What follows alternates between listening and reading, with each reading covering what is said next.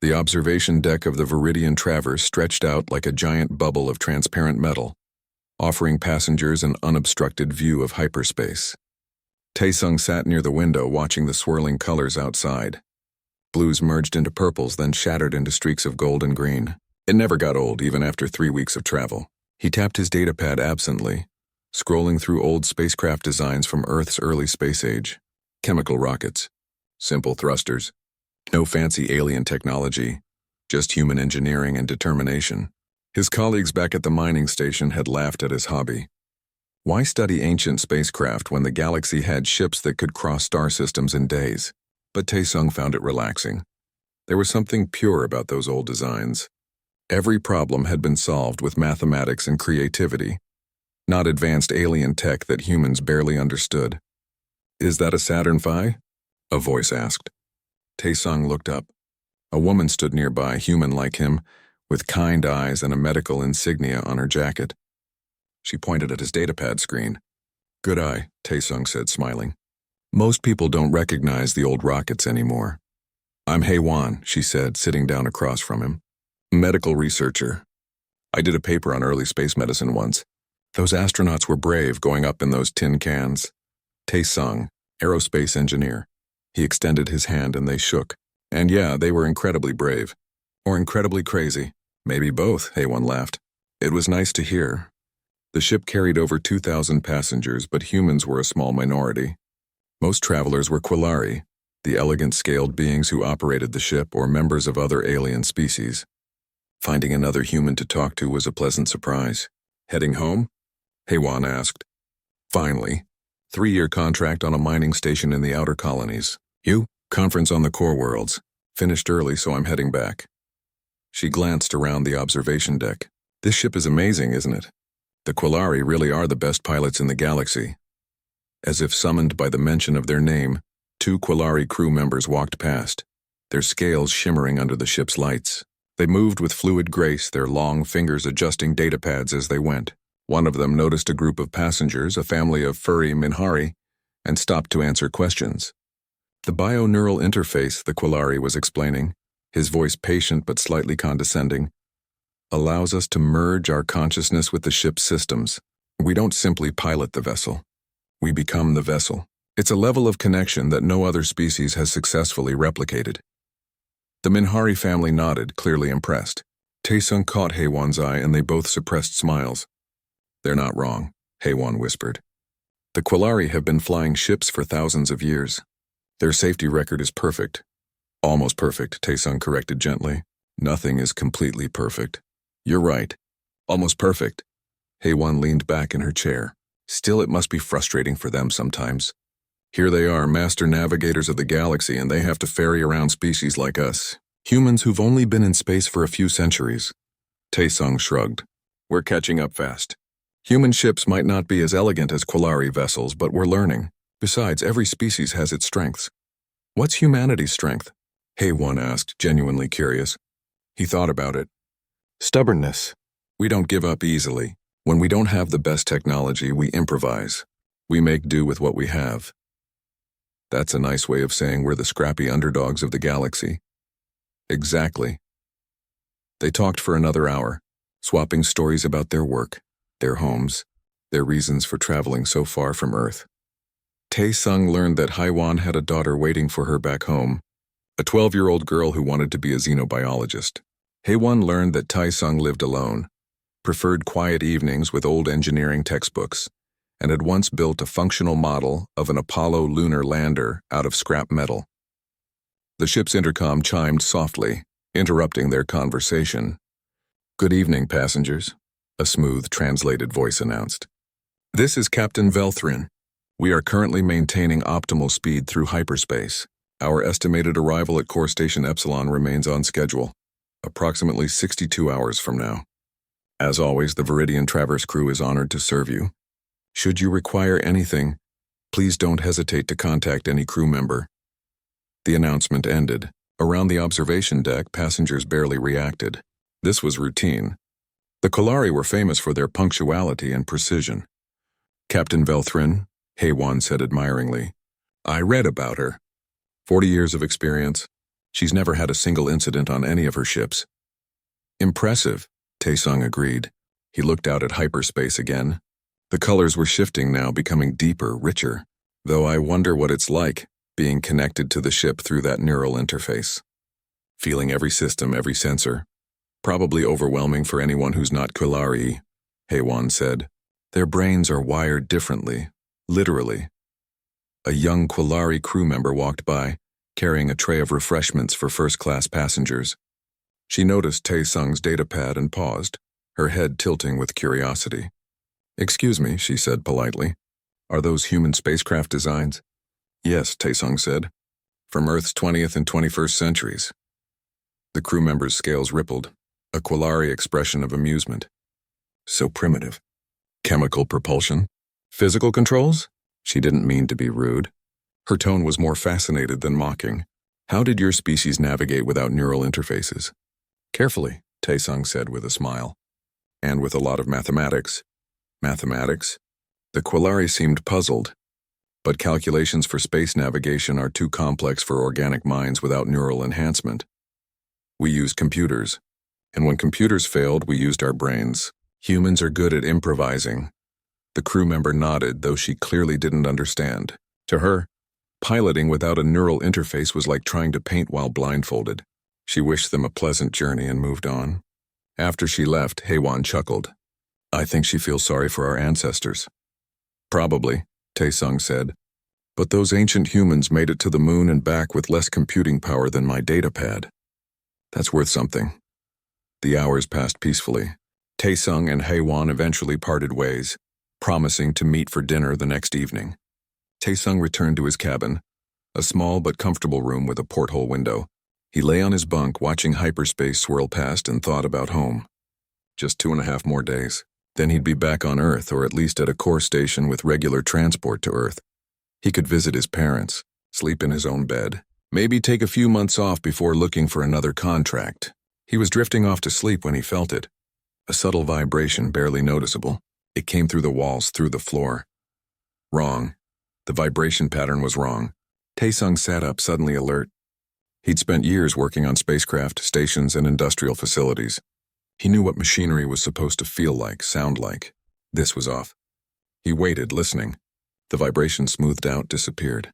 Maybe he'd imagined it. Maybe he was just tired. The ship's lights flickered. Just once. Just for a fraction of a second. But they flickered. Taesung got out of bed and put on his jacket. He stepped into the corridor, expecting to see other passengers looking concerned. But the hallway was empty. Most people were asleep or in their cabins. Everything seemed normal, quiet, peaceful. Then the alarms began. They started as a low, pulsing tone. Within seconds, they grew louder, more urgent. Red emergency lights activated along the corridor walls. Taesung's heart began to race. The ship's intercom crackled to life. "Attention all passengers." It was Captain Vel Thrin's voice, but the smooth confidence was gone. She sounded strained, worried. "We are experiencing a technical anomaly.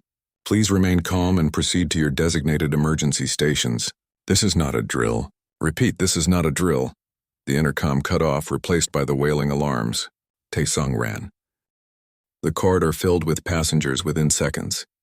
Taesung pressed himself against the wall as aliens of various species hurried past, some carrying children, others helping elderly travelers. The alarm continued its rhythmic wailing, mixing with confused voices and the sound of running feet. A Quillari crew member rushed by, speaking urgently into a communication device. Taesung caught her arm. "What's happening?" he asked. She pulled free, her scales darkening with stress. "Gravity anomaly. Please get to your emergency station." Then she was gone, disappearing into the crowd. Taesung moved with the flow of passengers toward the designated safe zones. The ship shuddered violently, throwing people against walls. Someone screamed. Taesung grabbed a handrail and held on as the deck tilted beneath his feet. The lights flickered again. This time they stayed dim for several seconds before brightening. "This is bad," someone muttered nearby. "Really bad." Emergency stations were reinforced sections of the ship with extra shielding and support structures. Taesung found his assigned area, a large room already crowded with frightened passengers. He spotted Haewon across the room and pushed through to reach her. "Are you okay?" he asked. She nodded, pale but composed. What's a gravity anomaly? Something in space that shouldn't be there. A distortion. Could be anything from a collapsed star to a... He trailed off, not wanting to worry her more. To a what? To something we've never seen before. The ship lurched again, harder this time. The sensation was wrong, deeply wrong. Taesung had experienced ship turbulence before, but this felt like the vessel was being pulled in multiple directions simultaneously. Around him, passengers grabbed onto whatever they could find. An elderly Minhari couple stumbled near Taesung. He caught the woman before she fell, helping her to a nearby seat. Her husband gripped her hand, his fur standing on end with fear. Thank you, the Minhari woman whispered. The intercom crackled. All passengers remain in emergency stations. Do not attempt to return to your cabins. Emergency force fields are now active. Haewon moved closer to Taesung. Emergency force fields? I thought those were only for hull breaches. Or catastrophic system failures, Taesung said quietly. He closed his eyes, focusing on the vibrations running through the ship. His engineer's mind automatically analyzed the patterns. The rhythm was irregular, chaotic. Whatever was happening wasn't a simple mechanical failure. The entire drive system was destabilizing. A thought struck him, cold and terrifying. They were in hyperspace. If the hyperspace drive failed completely while they were between dimensions, he pushed the thought away. The Quillari were experts. Captain Velthrin had 40 years of experience. They would handle this. Minutes passed. The shuddering continued, sometimes gentle, sometimes violent enough to knock people off their feet. Taesung helped where he could, steadying passengers, offering quiet reassurance he didn't entirely feel. A young Quillari child was crying in her mother's arms. The mother, a crew member based on her uniform, looked terrified. Taesung had never seen a Quillari show fear so openly before. It made his own fear intensify. Haewon knelt beside injured passengers, using her medical training to help where needed. A Minhari had a broken arm. A human passenger had a gash on his forehead. She worked calmly, efficiently, but Taesung could see the tension in her shoulders. The ship suddenly dropped. There was no other way to describe it. One moment they were shaking in hyperspace, the next they were in freefall. Passengers floated, weightless, for 3 endless seconds before gravity slammed back and everyone crashed to the floor. Taesung's head hit the deck hard. Stars exploded across his vision. He tasted blood. Emergency gravity generators failing, a mechanical voice announced. Backup systems engaging. Haewon crawled over to Taesung. You're bleeding. I'm fine. He wiped his mouth and forced himself to stand. The ship was still shaking, but differently now. The vibrations had changed. He listened, analyzed, and his blood ran cold. Resonance cascade. The drive core was experiencing a resonance cascade. We need to get to the bridge, he said. Haewon stared at him. What? We can't leave the emergency station. Something's wrong with the drive core. Really wrong. If they don't, another violent shake cut him off. The intercom came on again. This time it was a different voice, younger, more panicked. This is co-pilot Rithon. Captain Velthrin is... The captain is experiencing neural feedback from the damaged systems. I need all passengers to brace for possible emergency real space transition. Repeat, brace for emergency real space transition. The announcement cut off abruptly. Around the emergency station, passengers looked at each other in horror. An emergency transition from hyperspace was incredibly dangerous. Ships could be torn apart. Even if the vessel survived, they could end up anywhere. Deep space, inside a star, or worse. Taesung made a decision. He turned to Haewon. I'm going to the bridge. They might need help. You're not a pilot, Haewon protested. No, but I'm an engineer, and something is very wrong. Then I'm coming with you. Haewon, don't argue. You might need medical assistance up there. They moved toward the exit. A Quillari crew member tried to stop them, but another violent shake sent him stumbling away. Taesung and Haewon ran into the corridor. The ship's interior was a nightmare. Lights flickered constantly. Emergency warnings scrolled across wall panels in multiple languages. They passed a section where the wall had buckled, metal twisted like paper. Sparks showered from damaged conduits. How do we get to the bridge? Haewon gasped as they ran. Follow the emergency signs. Bridge access is marked for evacuation routes. They climbed maintenance ladders, pushed through emergency bulkheads, and navigated corridors that seemed to shift under their feet. The ship continued its terrible shaking. sometimes gentle enough to walk through, sometimes violent enough to throw them against walls. Taesung's engineer's mind worked furiously. The resonance cascade meant the exotic matter regulators were failing. Those regulators kept the hyperspace drive stable. Without them, the ship was trapped in a destabilizing bubble between dimensions. They had maybe minutes before the bubble collapsed entirely. They reached a security checkpoint near the bridge. A Quillari security officer blocked their way.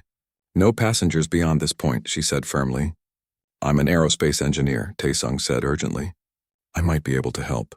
The bridge crew has the situation under control." "Do they?" Taesung pointed at a wall panel showing system diagnostics. Red warnings filled the screen. "Because those readouts say otherwise." The security officer hesitated. Another shake nearly knocked all three of them down. In that moment of distraction, Taesung and Haewon pushed past and ran for the bridge entrance. "Stop!" the officer shouted, but she didn't pursue.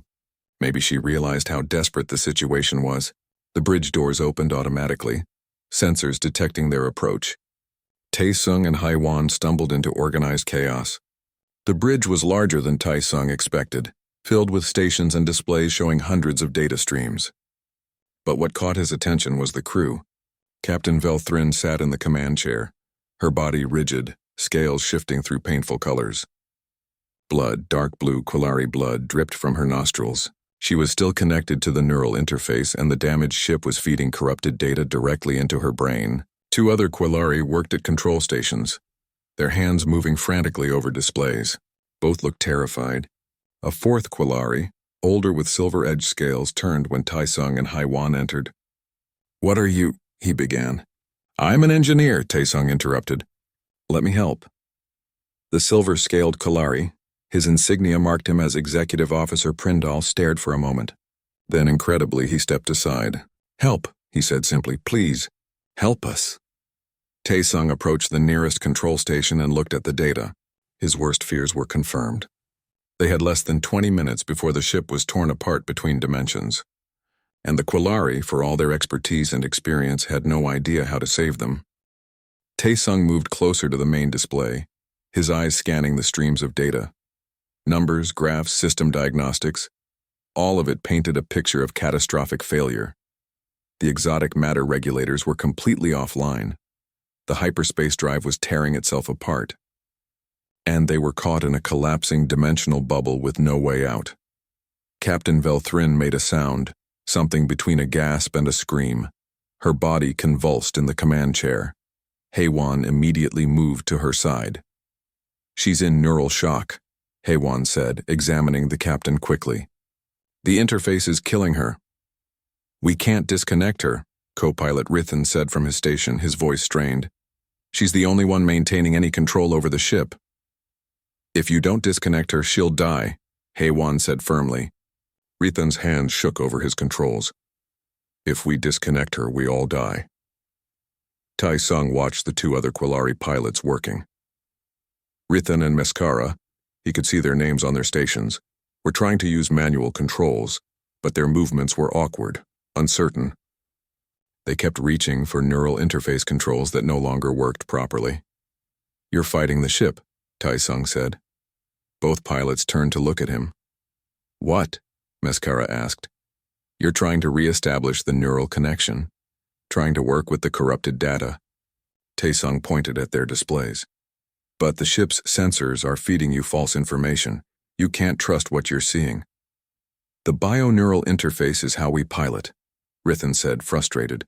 "Without it, we're blind. There are too many variables to calculate, too much data to process manually." Taesung looked at Executive Officer Prindal. "Can you switch to pure manual control? Disconnect the biointerface completely?" The silence that followed was profound. All four Quillari stared at him as if he'd suggested they fly the ship by flapping their arms. "Manual control?" Prindal finally said. "For hyperspace navigation, that's not possible." "Why not?" "Because," Mescara said slowly, as if explaining to a child, "hyperspace requires constant micro-adjustments, thousands of calculations per second. The neural interface allows us to process this data instantaneously. Without it, the pilot would need to manually calculate every Every angle, every thrust vector, every energy distribution, Taesung finished. I understand. It's a lot of data. It's impossible, Rithan said flatly. Taesung looked at the countdown timer on the main display. 18 minutes until dimensional collapse. My species flew in space for 200 years before we developed neural interfaces, he said quietly. We made it to our moon and back. We built space stations. We explored our solar system. We did all of that with manual controls and basic computers.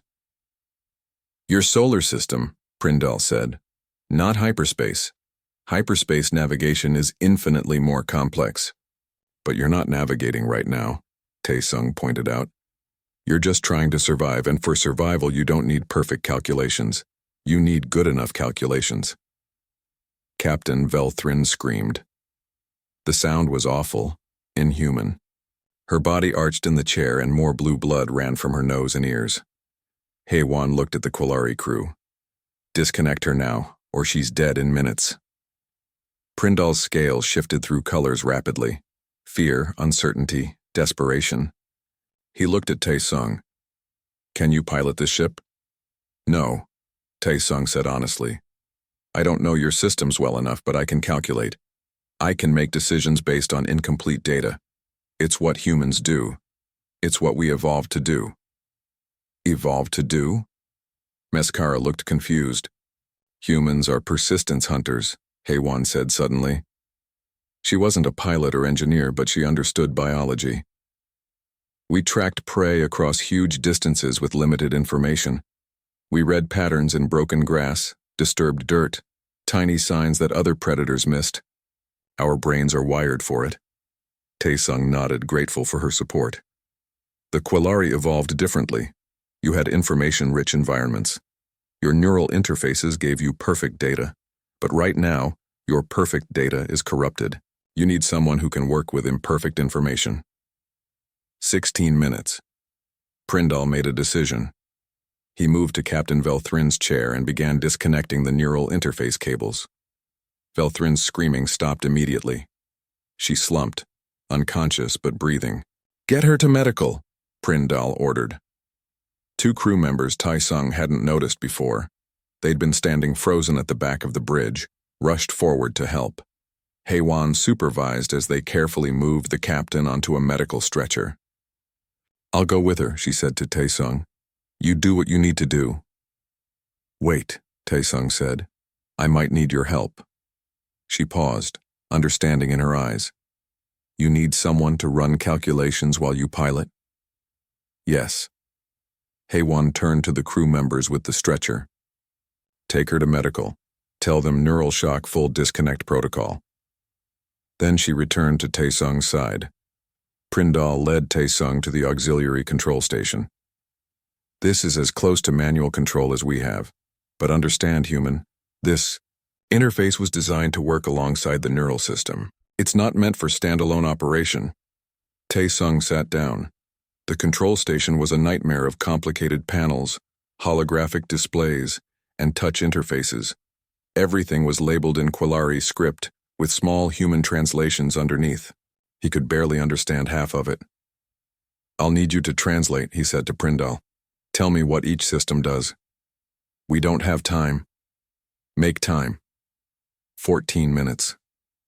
Prindal began explaining rapidly. This controlled thrust. That managed power distribution. This panel showed hyperspace membrane integrity. That one monitored dimensional stress. Taesung absorbed it all, his mind working furiously. He'd spent years studying spacecraft systems. The principles were universal, even if the technology was alien. Thrust was thrust. Power was power. Navigation was navigation. I need you to strip away the safety protocols, he said. What? Every input requires 3 confirmations. Every adjustment has to pass through verification systems. Taesung pointed at the interface.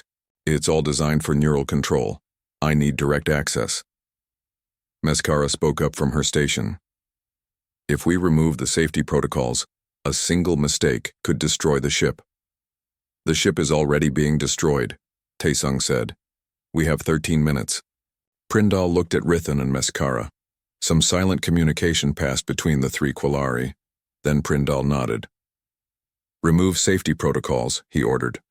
"Authorization Prindal 7 Sigma." The control station chimed. Suddenly, the interface simplified. Confirmation requests disappeared. Direct control appeared. Tae-sung placed his hands on the controls. The ship shuddered violently, and he felt it through the station. Good. Physical feedback. That was something he could work with. "Hey, One. I need you at that console," he said, pointing to a nearby station. "When I call out calculations, run them through the computer and give me results."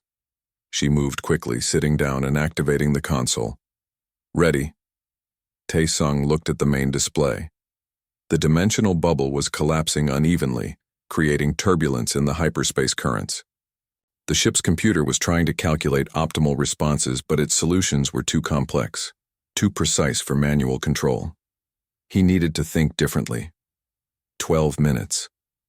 "Kill the navigation computer's automatic suggestions," he said. "That's suicide," Rithan protested. "No, listening to corrupted data is suicide. Turn it off." Prindal hesitated, then complied. The stream of suggested maneuvers disappeared from the displays. Tae-sung studied the hyperspace currents displayed on the screen. They looked chaotic, random. But there were patterns. There were always patterns. He just had to see them. He thought about ocean waves, atmospheric turbulence, fluid dynamics. Hyperspace wasn't really a fluid, but it behaved similarly. Pressure differentials, flow patterns, eddies and streams. His hands moved on the controls, adjusting the ship's angle. The Viridian traverse shifted, and the violent shaking smoothed slightly. Meskara gasped. He's riding the dimensional current." "That's counterintuitive," Rithan said, staring at his display. "The current is pulling us toward the collapse point." "If you fight a rip current, you drown," Tae-sung said, his eyes never leaving the display. "You ride it parallel until you find a way out." 10 minutes. The ship turned, angling along the collapsing bubble's edge. Tae-sung called out numbers to Hae-won, thrust calculations, power distributions, angle corrections. She ran them through the computer and shouted back results. They worked together, human and human, while the Quillari crew watched in stunned silence. Tae-sung wasn't thinking in complex quantum mathematics. He was thinking in approximations. Good enough. Close enough. He was tracking prey across broken ground, reading signs, trusting his instincts. And slowly, impossibly, the ship began to stabilize. The bridge fell into an intense rhythm. Tae-sung's hands moved constantly across the controls, making adjustments that looked random but followed an internal logic only he understood. Hae-won called out calculation results in a steady stream. The Quillari crew monitored backup systems, ready to assist but mostly just watching in amazement. 8 minutes. The ship rolled, responding to Tae-sung's commands. He was treating it like an atmospheric craft in a storm rather than a hyperspace vessel. Banking into the dimensional currents instead of fighting them, using the collapse itself to generate movement. "You're burning a lot of fuel," Prindal observed, watching the power consumption displays. "We won't need fuel if we're dead," Tae-sung replied without looking away from his screen. A warning klaxon blared. One of the ship's stabilizers had just failed completely. The vessel lurched hard to port, throwing everyone who wasn't strapped in across the bridge. Tae-sung held onto his console, his fingers never leaving the controls. "Compensating," he muttered, redirecting thrust to the starboard engines. The ship evened out, but the shaking got worse. "We've lost 40% of our maneuvering capability," Meskara reported, her voice tight with stress. "Then we work with 60%, Tae-sung said. He pulled up a new display, studying the hyperspace membrane around them. It was thinning in places, thickening in others. The dimensional bubble was collapsing like a deflating balloon. 7 minutes. "I need more power to the forward thrusters," he said. "We're already at maximum," Rithan replied. "Then pull it from somewhere else. Life support reserves. Anything." Prindal's scales rippled with concern. "If we drain life support reserves and don't make it out, We won't need life support if we don't make it out anyway. Tae-sung glanced at the executive officer. Trust me. There was a pause. Then Prindal moved to another console and began rerouting power. Life support to minimum, redirecting reserves to thrusters. The control panel lit up with new power indicators. Tae-sung felt the ship respond, becoming more agile despite the damaged stabilizer. Hey-won, I need the angle for maximum stress tolerance on the hull, he called out. She was already working. Computer says 47 degrees on the ventral axis. That's for perfect conditions. Give me the angle for our current damage state. Her fingers flew over the console. 31 degrees. Any steeper, and the weakened sections might rupture. 31 degrees it is. Tae-sung adjusted their orientation. The ship rotated, and he watched the stress indicators carefully.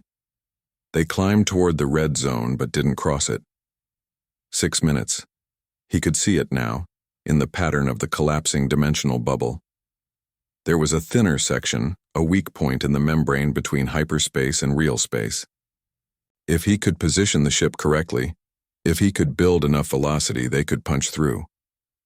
The problem was the approach vector. It was narrow, and getting narrower every second. The ship's computer had already calculated it as impossible given their current capabilities and damage. But computers thought in absolutes. Humans thought in probabilities. I found our exit point, Tae-sung said. Prindal studied the main display, following Tae-sung's trajectory plot. His scales went pale. That gap is less than 300 meters wide. The Viridian Traverse is 200 meters at its widest point, so we have 100 meters of margin. That's generous. The ship is tumbling. We've lost stabilization. We can't possibly thread that gap with manual control. We can if we commit fully. Tae-sung looked at the Kolari executive officer. But I need your authorization. Once we start this approach, we can't abort. It's all or nothing. The bridge went silent except for the alarms and the creaking of stressed metal. Prindal stared at the projected path. His analytical mind was probably calculating failure probabilities, running scenarios, finding all the ways this could go catastrophically wrong. 5 minutes? The computer gives us a 3% chance of success, Mescara said quietly. The computer is assuming perfect execution, Tae-sung countered. I'm not aiming for perfect, I'm aiming for good enough. 3%, Rithan repeated. Those are terrible odds. What are our odds if we do nothing? Tae-sung asked. No one answered. They all knew. 0%.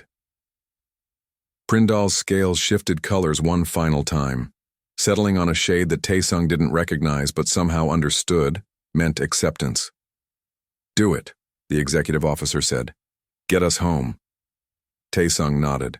His hands moved across the controls, plotting the course. Hey Juan, I'm going to need constant updates on hull integrity. Call out any section that goes above 90% stress. Understood. Everyone else strap in. This is going to be rough. The Kolari crew moved quickly to secure themselves. Prindal settled into the command chair, Captain Velthrin's chair, and gripped the armrests. 4 minutes. Tae-sung began the approach. He rotated the ship, building angular momentum. The damaged vessels spun, slowly at first, then faster. He was using the spin to stabilize them, to create a gyroscopic effect. Hull stress at 70% and climbing. Haiwan called out. The dimensional currents tried to push them off course. Tae-sung compensated with short thruster bursts, nudging the ship back onto the trajectory. It wasn't elegant. The Viridian Traverse wasn't gliding toward the exit point. It was tumbling, spinning, barely controlled, but it was working. 3 minutes. Starboard quarter reaching 85% stress, Haiwan reported. Tae-sung adjusted their spin, redistributing the forces. The ship groaned, metal flexing beyond its normal tolerances. The gap is narrowing, Mescara said, her voice rising with panic. 270 meters now. We won't fit. We will, Tae-sung said calmly. He increased thrust, pushing the ship faster. Speed was everything now. They needed enough velocity to punch through the dimensional membrane before it collapsed completely. The exit point grew larger on the display. It looked less like a gap, and more like a tear in reality, ragged and unstable. 2 minutes. Warning lights filled the bridge. Multiple systems were failing. The ship's frame was stressed beyond design limits. Tae-sung could hear the groaning of tortured metal even through the armored bridge walls. Aft section at 92% stress, Haewon shouted. I know. Tae-sung pulled power from the aft shields and redistributed it forward. It was a gamble. If something hit them from behind, they'd be destroyed. But there was nothing behind them except collapsing hyperspace. The ship accelerated. The gap ahead was now 250 meters wide. 1 minute. We're not going to make it, Rithan said, his voice barely a whisper. Tae-sung didn't respond. His entire world had narrowed to the controls under his hands and the display in front of his eyes. He made micro-adjustments, feeling each one through the ship's response. Not thinking, just reacting, trusting his instincts. The dimensional membrane rushed toward them. 30 seconds. Gap at 230 meters. Mascara reported. We're too wide. We're going to hit... No, we're not. Tae-sung rotated the ship one final time, angling it so they'd pass through the gap lengthwise instead of widthwise. It meant exposing more of their damaged sections to the tearing forces of the membrane, but it was their only chance. 20 seconds. Hull stress at 98%. Haewon's voice was tight with fear. Hold together, Tae-sung whispered to the ship. Just hold together a little longer. 10 seconds. The Viridian Traverse hit the dimensional membrane at maximum velocity, spinning, damaged, barely holding together. The universe screamed. Reality itself seemed to tear around them. The ship's hull shrieked as dimensional forces pulled at it from all sides. 5 seconds. Tae-sung saw the gap closing, saw the membrane collapsing behind them. They were through the widest part, but the tail section was still in hyperspace. 3 seconds. Come on, he urged, maxing out the forward thrusters. Fuel consumption warnings filled his display. He ignored them all. 1 second. The Viridian Traverse tore free of hyperspace and tumbled into real space, spinning wildly. Alarms screaming, but intact. They had made it. Tae-sung slumped in his chair, his hands shaking, his entire body trembling with released adrenaline. Around him, the bridge was chaos. Alarms continued to wail. Damage reports scrolled across every display. But they were alive. In the command chair, Executive Officer Prindal began to laugh. It was a strange sound, high-pitched and slightly hysterical, but it was laughter nonetheless. We're alive, he said, disbelieving. You did it. You actually did it. Tae-sung tried to respond, but words wouldn't come. He'd just piloted an alien spacecraft through an impossible maneuver using nothing but manual controls and approximations. And somehow, impossibly, it had worked. Haewon appeared at his side, placing a hand on his shoulder. You need to stabilize us, she said gently. We're still tumbling. Right, the crisis wasn't over. They were in real space, but they were spinning out of control. Tae-sung forced his shaking hands back to the controls. Time to finish what he started. The Viridian Traverse spun through space like a broken toy. Stars wheeled past the viewports in dizzying circles. Tae-sung gripped the controls, fighting down nausea as his inner ear protested the rotation. Engaging stabilization thrusters, he said, his voice hoarse. The small maneuvering jets fired, trying to counter the spin. But the ship had too much angular momentum. The thrusters slowed them slightly, but not enough. It's not working, Mascara said from her station. We're still rotating at 47 degrees per second. Tae-sung studied the problem. With the inertial dampeners damaged, they couldn't simply cancel the rotation with one powerful burst. They needed to do it gradually, carefully, or they'd tear the ship apart with the counterforce. Give me thruster control on all remaining engines, he said, and bring up the rotation axis display. Prindal worked his console, transferring control. But be careful. We've lost 3 of the 12 maneuvering clusters. The display showed their rotation as a 3-dimensional model. The ship was spinning on multiple axes simultaneously, like a coin flipped through the air. Complex, but not impossible. Tae-sung began firing thrusters in calculated sequences, short bursts precisely timed. He wasn't trying to stop the rotation all at once. Instead, he was simplifying it, reducing the multi-axis tumble to a single-axis spin. Like a figure skater pulling in their arms, it took patience. Minutes of careful adjustments watching the rotation model gradually stabilize. Haewon stood beside him ready to help, but this was work that required only focus and time. Slowly, agonizingly, the wild tumble became a steady rotation. Then the steady rotation slowed. Slowed more. Finally stopped. The Viridian Traverse hung motionless in space. Rotation ceased, Rithan announced, his voice full of relief. We're stable. A cheer went up from the bridge crew. Even Prindal was smiling, his scales shifting to a pleased golden color. Tae-sung let out a breath he felt like he'd been holding for hours. He released the controls and leaned back, his muscles screaming in protest. Every part of him hurt. Where are we? He asked. Mescara checked her instruments. Unknown region. None of the star patterns match our charts. She paused, consulting the computer. We're approximately 217 light-years from our last known position. Middle of nowhere, essentially. But we're in real space, Prindal said. We can signal for help. We're alive. Haewon squeezed Tae-sung's shoulder. He looked up at her and saw tears in her eyes. You did it, she whispered. We did it, he corrected. I couldn't have managed without your calculations. The bridge doors opened. A medical team entered, led by a Quillari doctor. They headed straight for Tae-sung. I'm fine, he protested. You're bleeding from a head wound. You've been subjected to extreme stress and you look like you're about to collapse, the doctor said firmly. You are not fine. Let me examine you. Too tired to argue, Tae-sung submitted to the medical scan. The doctor worked quickly, applying a bandage to the cut on his head and checking his vital signs. Mild concussion, elevated stress hormones, exhaustion, the doctor reported. Nothing life-threatening. You should rest. What about Captain Velthrin? Prindal asked. The doctor's expression grew serious. Stable but unconscious. The neural shock was severe. It will take days, maybe weeks, before we know if there's permanent damage. A somber mood fell over the bridge. Velthrin had been trying to save them and it had nearly killed her. She's strong, the doctor added gently. I believe she'll recover. Over the next hour, the crew worked to assess the damage and begin repairs. The Viridian Traverse was hurt badly. Hull breaches in 3 sections. Main engines offline. Hyperspace drive completely destroyed. Life support functioning at minimal levels, but they were alive. All 2,014 passengers and crew had survived. Prindal sent out distress signals. In deep space, it might take days for rescue ships to arrive, but they would arrive. The Quillari took care of their own. Tae-sung remained on the bridge, too wired to sleep despite his exhaustion. He watched the crew work, occasionally offering suggestions about repairs. They listened to him now with respect, even deference. It felt strange. 3 hours after the crisis ended, Captain Velthrin regained consciousness in medical. She was weak, disoriented, but alive. Prindal immediately went to see her, and when he returned, he approached Tae-sung.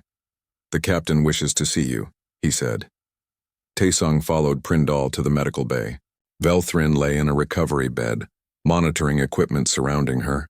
Her scales were dull, lacking their usual luster, but her eyes were clear. Human, she said, her voice barely above a whisper. Tae-sung. Captain. He approached the bed respectfully. Prindal told me what you did. What happened? She paused, gathering strength. You saved my ship. You saved all of us. I just did what needed to be done. Velthrin's scales rippled with what might have been amusement. You did what my entire bridge crew couldn't do. What I couldn't do. She lifted one hand slightly, a gesture of profound respect in Quillari culture. I have piloted ships for 40 years. I thought I understood spaceflight, but today a human showed me that understanding and wisdom are different things. Captain, you were dealing with a system failure that... Let me finish. Her voice was gentle but firm. My species has relied on our neural interfaces for so long that we forgot the fundamental skills of piloting. We forgot how to fly when we can't see clearly, how to navigate with incomplete information, how to trust instinct over data. She looked directly at Tae-sung. Your species remembers. You had to remember because you didn't have our advantages, and today that made all the difference. Tae-sung didn't know what to say. He felt humbled and overwhelmed. Thank you, Velthrin said simply. From me, from my crew, from every life on this ship. Thank you. The days that followed were strange. Rescue ships arrived, bringing supplies and towing the damaged Viridian Traverse to the nearest starport. The story of what had happened spread quickly through the fleet, then through communication networks across multiple systems. Tae-sung found himself suddenly famous. News services wanted interviews. The Quillari Navigators Guild sent formal inquiries. Other shipping companies reached out with job offers. He declined most of it. The attention made him uncomfortable. But he did agree to speak with representatives from the guild. They arrived at the starport a week later, 3 elderly Quillari with scales marked by age and experience. They asked him detailed questions about his piloting technique, how he had analyzed the hyperspace currents, what calculations he had used, how he had made decisions with incomplete data. Taesung answered as best he could, though he struggled to explain processes that had been largely intuitive. "I just felt what the ship needed," he said at one point, frustrated with his inability to articulate it better. The eldest guild member, a Quillari named Sorthina, nodded slowly. "That is what we've lost," she said. "The ability to feel. We process data, we analyze, we compute, but we don't feel anymore." "Your neural interfaces are amazing," Taesung said. "They give you capabilities humans can only dream about." "Yes," Sorthina agreed. "But they've also made us dependent. When the technology fails, we fail." She paused. "Would you be willing to teach? To show our pilots what you showed Captain Velthrin's crew?" Taesung blinked in surprise. "Teach Quillari pilots? I'm not qualified. You are more qualified than you know. We need to remember the old skills. Manual navigation. Intuitive piloting. Decision-making under uncertainty." Sorthina's scales shifted to a color of deep respect. "We need to learn from humans." It took several more weeks before Taesung was finally cleared to continue his journey home. The Viridian Traverse was still being repaired, so he booked passage on another ship, a human vessel this time. On his last day at the starport, he met with Haiwan at an observation deck. "I heard you're going to take the guild's offer," she said. He nodded. "Not immediately. I'm going home first. But yes, eventually. It feels important." "It is important," she smiled. "You changed how the galaxy sees humans. Before we were the newcomers, the primitive species still learning. Now, we're still newcomers," Taesung said. "We're still learning, but maybe we have something to teach too." They stood together watching ships come and go through the starport, vessels of dozens of different designs carrying hundreds of species across the stars. "Your daughter," Taesung said, "the one who wants to be a xenobiologist. Tell her the story about this trip. Tell her that every species has unique strengths. The key is learning from each other." "I will." Haiwan looked at him. "What will you tell people when you get home?" Taesung thought about it. That I was just a passenger. That I was in the right place at the right time, and that humans should never underestimate themselves. "Just a passenger," Haiwan repeated, laughing softly. "The passenger who saved 2,000 lives. The passenger who remembered that sometimes the old ways still work." 3 months later, Taesung stood in a Quillari training facility, teaching a class of advanced pilots the basics of manual navigation. They were attentive students, eager to learn, though he could see the difficulty they had in letting go of their dependence on neural interfaces. "Flying isn't just about data," he told them. "It's about understanding, about feeling, about trusting yourself when the instruments fail." One of the students, a young Quillari named Calvin, raised her hand. "But how do we develop that trust? That instinct?" Taesung smiled. "Practice, patience, and remembering that your ancestors flew ships before neural interfaces existed. That knowledge is still in you. You just have to rediscover it." After class, he received a message from Captain Velthrin. She had fully recovered and was preparing to return to duty. She wanted to thank him again in person, once he returned to the core worlds. Taesung looked out the window of the training facility at the alien sky. He was far from home, teaching skills he'd never expected to teach to students he'd never imagined having. But he'd learned something important during those terrifying minutes on the Viridian Traverse's bridge. Every species, every individual had unique value. Humans weren't superior to the Quillari, and the Quillari weren't superior to humans. They were different, and in a vast galaxy filled with challenges, those differences were their greatest strength. Taesung returned to his desk and began preparing the next day's lesson. He was no longer just a passenger on someone else's journey. He was exactly where he needed to be.